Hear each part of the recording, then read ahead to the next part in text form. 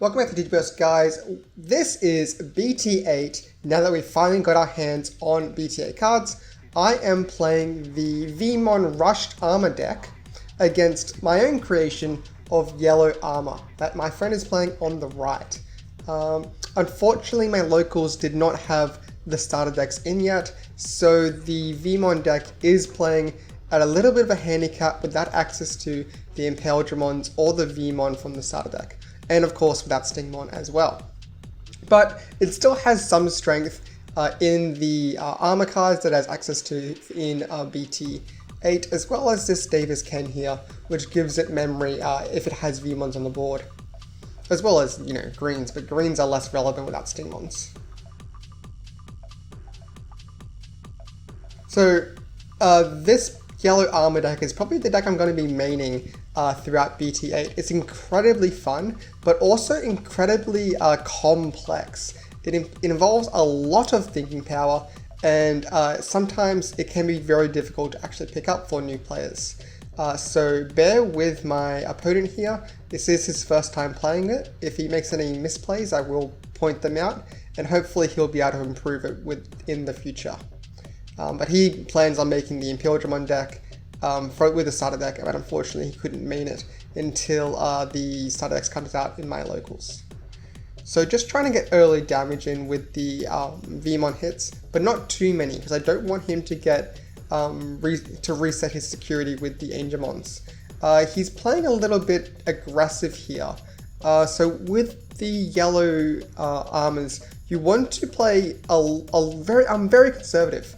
Because if these guys die in security, then you lose a lot of advantage. But he feels confident swinging in security because he knows that I don't really have access to very many level 5s and higher Digimon, so he'll probably live in the security.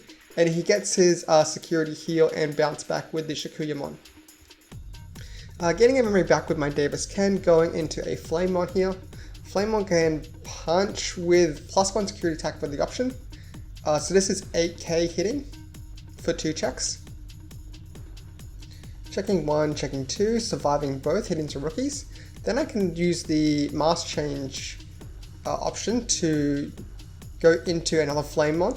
So when this one hits, it will actually be 11k because of the plus security attack actually stacks when it swings. So it's not going to die in security, but maybe I would have preferred that because then I could evolve into this Magnamon with it. Instead of passing out so much memory, I put in going to 8 with those Codys. He can go into a Rapidmon, suspending the blocker, and then -5,000 to both my guys. This will kill the Flamemon. I mean, you can Armor Purge, but because the -DP stacks onto the Digimon, stays onto the Digimon, if the rookie is less than 5,000 DP, it actually dies anyway. So, War Grey hitting minus with the inherent effect of the Shakuya, but he's also going to unsuspend it with the War Grey effect for -6,000. Grabbing a Davis grabs me a hybrid, so if I live this turn, I can potentially just hit into my opponent for game if he doesn't have that blocker. But no resistance in my security, so he will take that. If I had like double Hammersback, it would have been super punishing against him. So, Veamon wants to start off well, so I'll grab the Rapidmon as well as the XV from the Davis, and I've got a Veamon in my nursery, so that's a really good starter for the Veamon armor deck. Opponent also starts okay with rookies and a Tamer. It's a memory Tamer with the Kari. This will set them to 3 next turn, so I need to start paying exactly 3 memory when I pass turn. And the Armadillomon will also search for a Digimon that is dual colored, that is also yellow.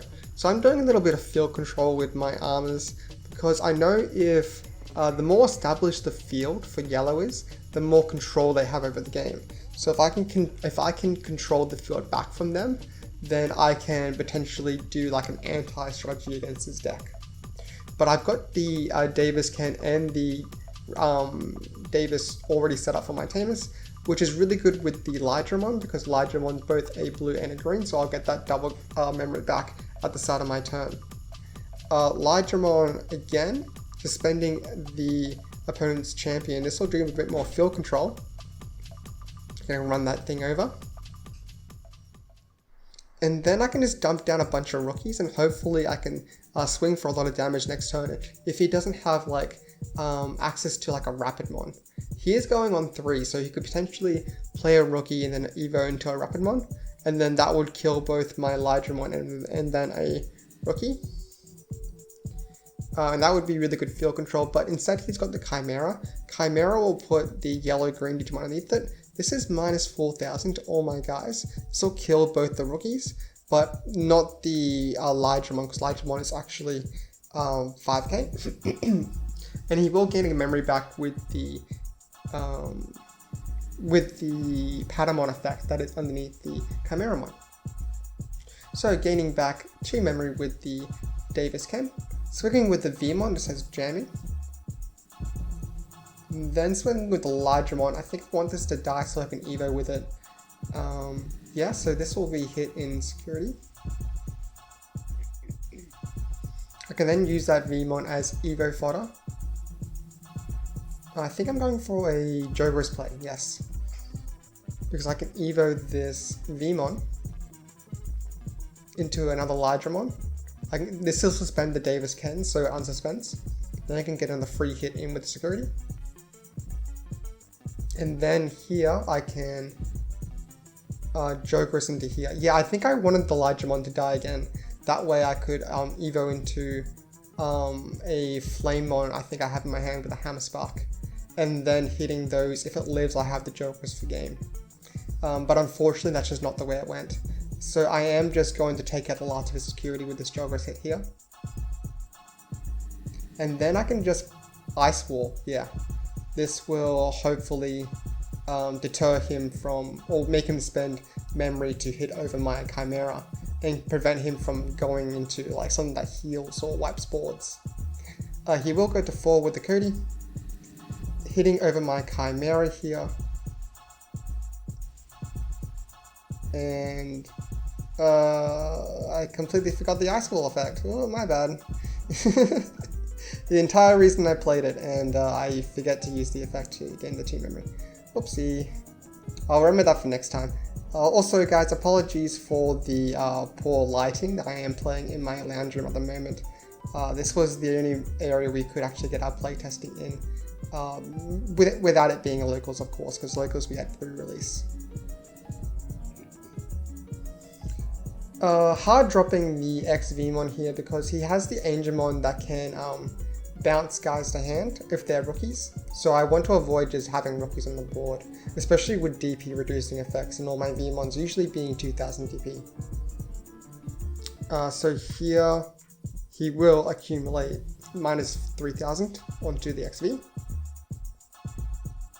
Then swinging with the Angemon here, he can do another minus 1000 with the Koromon underneath it. This will kill the XV. And then gain a memory with the Patamon underneath. Really good combos going off for the yellow player. Yeah, I mean, I'm going to take a little bit of credit for it because I built the deck. Shakuya will gain a security here, as well as the Angemon underneath it will gain another security. He would get the... actually, no, there's nothing to bounce that's level 2, so don't worry about that Shakuya. So hitting it into security again with Shakuya. Feeling pretty safe because not a lot of my guys have very strong DP. And then he establishes a blocker with the Magnamon. And now that forces me to do really awkward plays like going to his Magnamon here. I had a lot of ways to go about it if he didn't have the blocker. So hitting him here. My Magnamon has a lot of DP. So I can go into the Digimon here. This will suspend the other Magnamon. And the plus, I think 4000 DP. Actually, I think it was 6000 DP will carry over to the Digimon. Which is unfortunate because I really want the Digimon to die so I could Hammer Spark and then go into the Flamemon that was in my hand. And that would have secured me game. But unfortunately it didn't. And my opponent now has 3 swings. This will probably seal out the game for him. I do have the blocker, but he can do a lot of DP reduction to remove it. especially with the Cody there. Swinging in with the Chimera, suspending both the Codys, this will drop it by 4,000, as well as the Koromon underneath it will drop it by another 1,000, so minus 5,000. And then hitting it with the option card, he didn't need to do it this way. If he hit it with the option card first and then hit with the Chimera, then he would have had enough minus 5,000, minus DP to not worry about it blocking. So in the end, yellow armor wins out, and hopefully I'll have a deck profile for that sometime this week. But first I'm going to do another match with it to demonstrate its power. If you like that, guys, subscribe. I got a giveaway going on for BT8. Check it out and I'll see you next time.